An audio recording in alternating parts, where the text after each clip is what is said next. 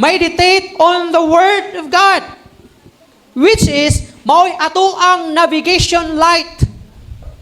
Mao'y atong suga nga ingon nga mananagat.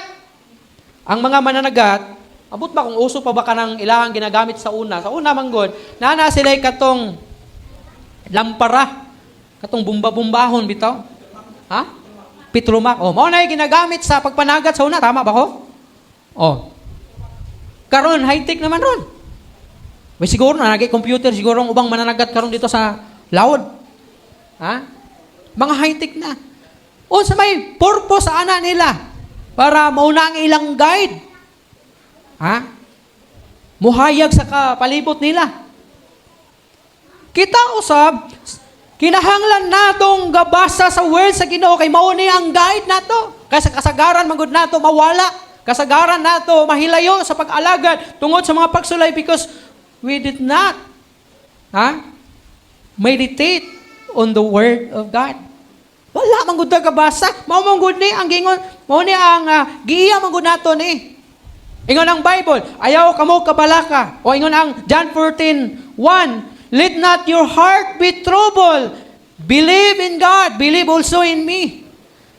Pero pag abot sa mga pagsulay, sa limuang, sa nasa adto, bisa kinsa duulon, bagay pwede man, pero kung ang imo ang confident or ang imo ang confidence, wala na nimo gihatag sa Ginoo, kung dili sa tao na lang, patay ka. Ha? Meaning ana, wala naka-rely sa Ginoo, kung dili ga-rely na ka sa tao. Ga-rely ka sa Turko, ga-rely ka ni Ria, uban pa nga nagapautang. Oh. Ano man? Instead na mag-pray ka sa Ginoo, dali-dali nakagdagan ani nila. Nya kung di ka mapahiraman, mangluod. Wala pa man siguro yung luod siguro. Ha? Hapit na. In Psalms 119 verse 5, ang say gingon, Salmo 119 verse 105.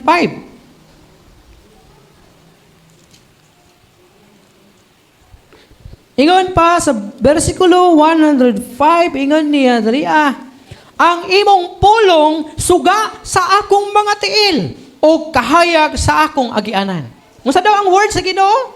Suga sa tiil. Kinsa man ni nagingon ani? Si Salmista David.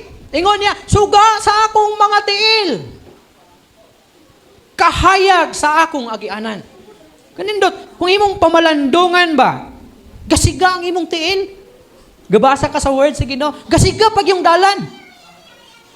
Kaya bitong kanang nawa kaya nung duman sapatos sa mga pangbata. Natagatamak musiga. Literal manuna, pero spiritual,